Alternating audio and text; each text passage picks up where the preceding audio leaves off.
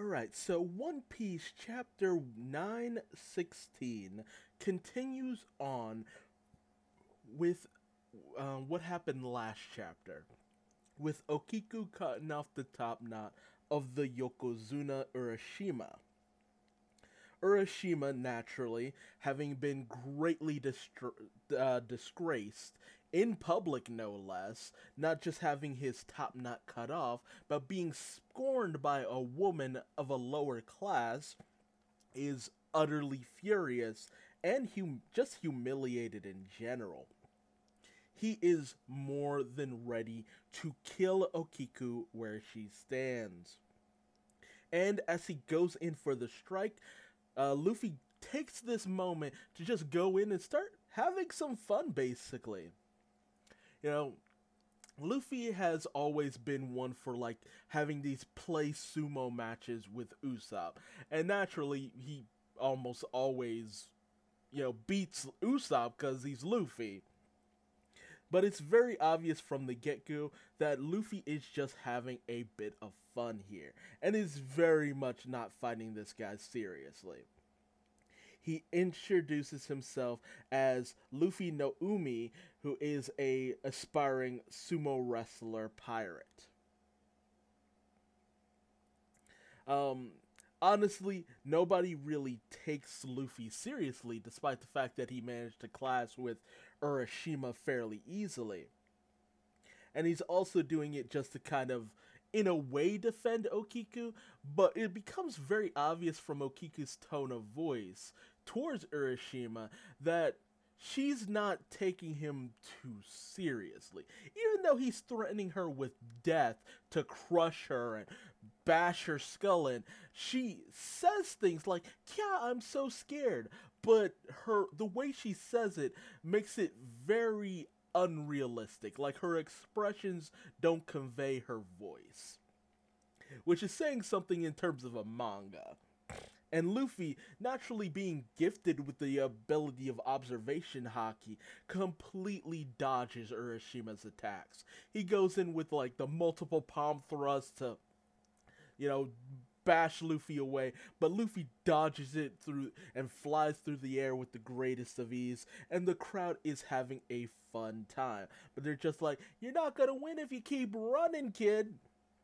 And Urashima starts going for some cheap tactics, trying to poke his eyes or smack him in the ears so he'll be thrown off balance. But naturally, Luffy starts getting a little bit fed up and decides to get serious. Meanwhile, Hold'em is informed of the situation going on with Urashima and Luffy, although he's more interested in, Tama and exactly what her, the dango from her cheeks can really do. Tama continues to kind of play it off, saying like, "I'll give the hee back to you, just stop pulling on my cheeks, dude." Hold'em also mentions the fact that Tama's in double hot water because she mentioned the name of the Kozuki clan. Apparently, years ago, the Kozuki clan apparently tried to destroy Wano, which is more than likely a lie. I feel this is a very similar situation to the Dressrosa, where the ruling party was kind of framed for the attempted destruction of their kingdom. Because that just feels like the more than likely the way to go about it. Because honestly, we've seen this plan how many times, where the ruler was portrayed as a villain, where it was really some unseen hand doing the destroying. So it probably isn't even that. Especially considering how nice Momozuke is. Meanwhile, back with Law, apparently Beppo, in his infinite wisdom, ate some fish from the poison rivers, so he's pretty much damn near dying, and now Law is kind of caught up with Beppo and can't go chasing after Luffy. Back with another member of the Supernovas, or the Super Rookies, you have Hawkins, who is making his way into the town to deal with Straw Hat Luffy. And it's basically telling people, don't get involved, I'll take care of it. So Obviously, Hawkins is up to something. Meanwhile, Luffy has stretched his arm as far back as possible, going for a big old gum gum move, and he's gonna send Urashima flying. And when it finally comes back, it's the Gigant Thrust! You know, and it's big old palm right to Urashima's body, like this big old slap, and it's more than likely like a belly flop on war, just smack, and the shock wave from this slap just blows everybody back a little bit, and Urashima goes flying, just whoo. And this is a big boy too, so that slap has some force behind it. But it's Luffy, so of course that's the case. But everybody's just taken aback. Ultimately, people start to question who Luffy is exactly, but they do end up recognizing Zoro as Zorojiro, the outlaw who killed the magistrate. And he's just like, hey, what's it to you? So Zoro gives zero fucks about the whole situation. And considering, everything that's gone on, Luffy starts ordering them around like, hey, where's the boss of this place? Give me Tama now. Or else unless you want to throw down or something. So the citizen starts running off. In come all these gifters ready to capture them. Being like, hey, he mentioned the Tama brat that Lord Hold'em has. They must be here to rescue her. Get him. Get him. And I love the fact that Kiku tries again to hide behind Zoro, and Zoro's having none of it, because that's the thing about Zoro. He will help out someone he knows can't help themselves. But, since Kiku is obviously very skilled, she knows what she's doing, and he's just like, you can fight for yourself. Unless there's something about, Kiku that we don't know, I very much doubt it's because of her size, because, he at least rescued, what's her name? The tea house lady before, so there's gotta be more to it than that. So, it has to be because of the fact that he knows she can fight.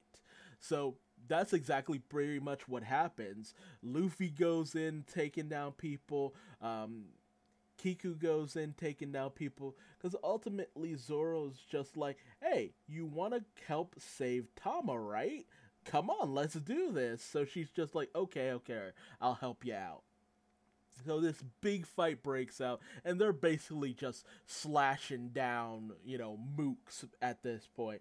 So eventually Hold'em does end up coming out, but he's got Tama in the lion's mouth in his stomach, saying like, don't you come after me, or else I just may end up crunching through this little girl. Which is just like, bro, brutal. Like, fucking lion in his tummy. And Hold'em is especially mad because Urashima was sent flying and ended up destroying his headquarters in the process. So, freaking Hold'em is very unhappy at this point.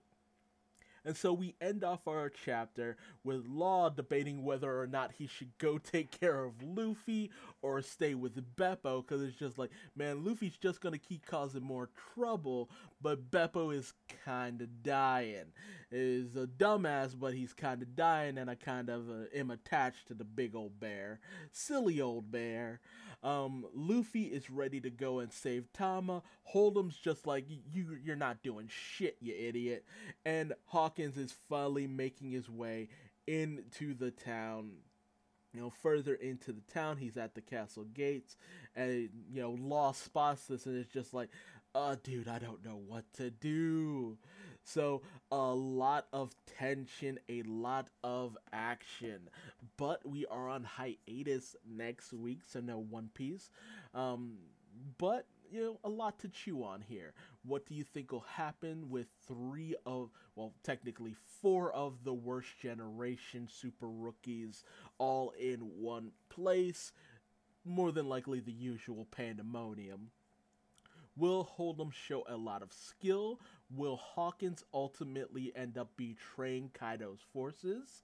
Will Law actually be able to get Luffy out of Dodge and keep him from causing even more mayhem and trouble? What is the secrets behind the mysterious Okiku? Um, who is she?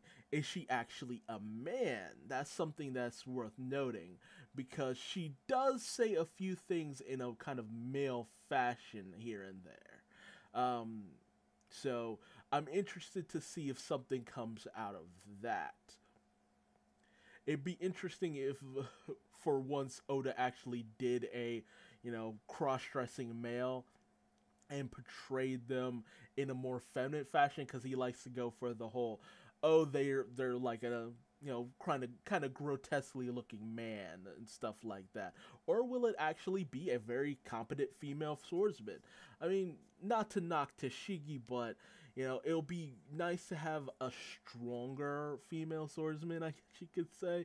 That should have been Smoothie, but we didn't get to see enough of what Smoothie could do for that to really, come home to roost. But, tell me your thoughts in the comments below. Leave me a like or dislike depending on what you thought about my video, and subscribe for more One Piece chapter reviews. Thanks for joining me.